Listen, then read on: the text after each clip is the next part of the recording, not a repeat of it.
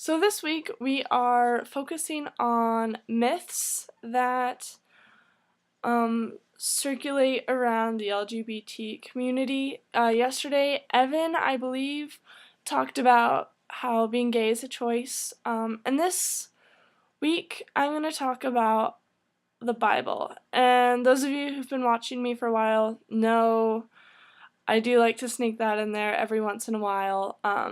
It's not that I want to belittle the subject. It's just that it's so prevalent, and I know a lot of people and a lot of you guys have questions related to that. And so I did a little bit of research. Sorry that this is going to be a little bit longer of a video, so just bear with me. I was looking on a website, and I did it from the perspective of religiostolerance.org. Now, there you can obviously understand the bias because it's religious tolerance. However, they do a really good job of explaining the conservative views and the liberal views. So take it as you will, take it as you may. I chose one passage that was the easiest to explain in the little bit of time I want to keep you guys for, and from that I think you can kind of infer the other clobber pages and passages of the Bible. So this myth I guess I'm doing is that homosexuality is wrong according to the Bible. And the one that I'm going to focus on today, and forgive me, I'm just going to be reading most of it, is 1 Timothy 1, 9 through 10. So 1 Timothy chapter 1, verses 9 through 10. The King James Version, which is kind of like the solid version, goes like this.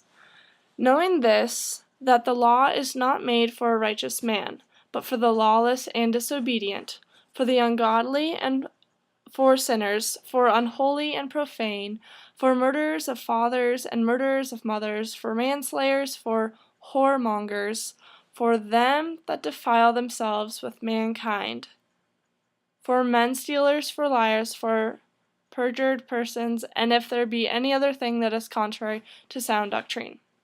Now, I did this because you can't see that that part is bolded, and that is the emphasized term that's translated to the Greek word, and I'm sorry I'm going to totally butcher this, arsenokoitai, and that word has been used to say, for them that defile themselves with mankind. Now, this term is very ambiguous. It was apparently created by Paul, who was the one supposedly talking to this verse when he was writing the 1 Corinthians in a different passage. No record remains of any writer using this term before that time. This word is the one that is often translated in English versions of the Bible as homosexual.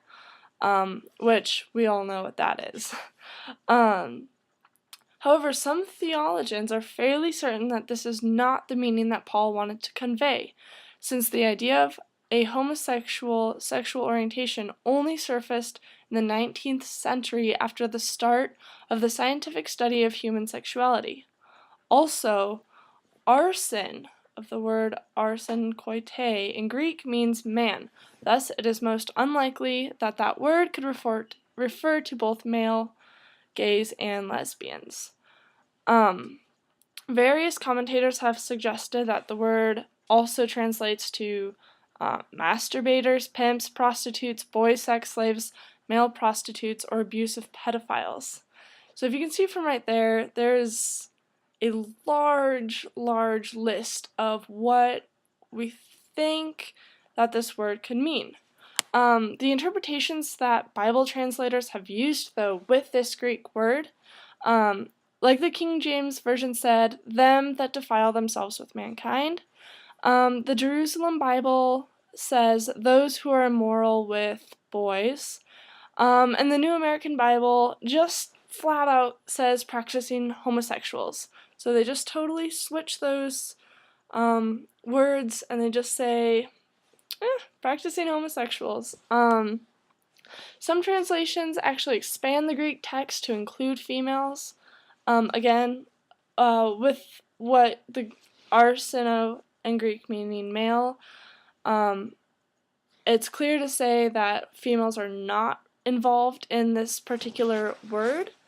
However, some just kind of neglect that Greek word and broaden it to every type of homosexual, including females. Not only that, Bible translations greatly expand the original Greek text and just say perverts, sexually immoral. These are coming from the New International Version, the New English Bible, today's English version, the New Testament and Psalms. Sexually perverted is the Phillips Modern English. Sin Against Nature is the New Testament by Ronald Knox. A few just say sodomites. Others say men who lie with males, the New World Translation, which is slightly ambiguous because it's not obvious who is doing what to whom. Kind of the list goes on. So what, I guess the bigger picture of this is, holy cow, it's been 8 minutes. I'm so sorry. Hopefully you guys are still with me on this. What we've kind of been reading together is that there's one ancient Greek word and one huge book just kind of narrowed down to this one passage. Because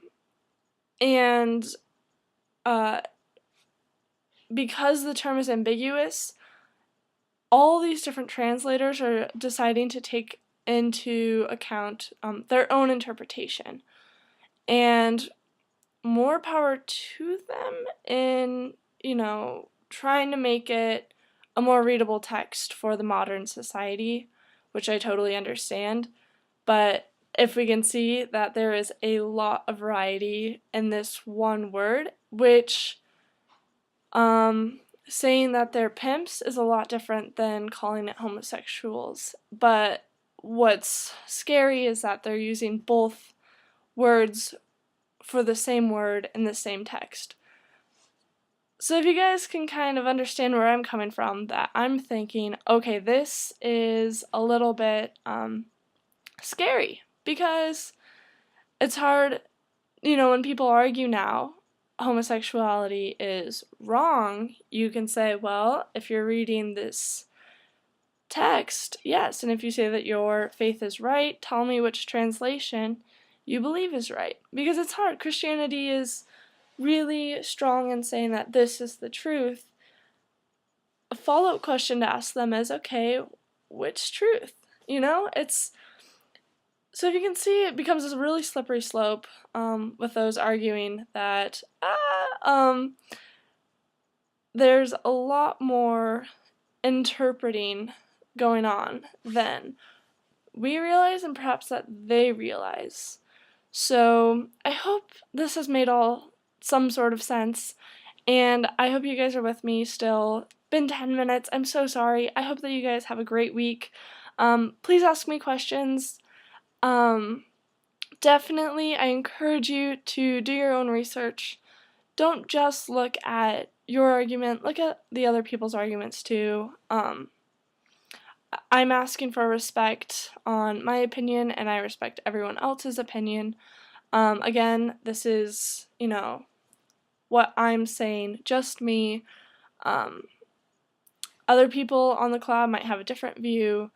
You might have a different view. I'd love for you to share it with me, and email me on my personal channel if you would like to talk more, if you have an idea, a question.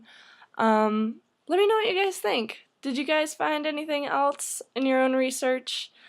I hope you guys are having a wonderful time. Stay warm if it's cold where you're living. And I hope to see you guys next week. Alright, bye.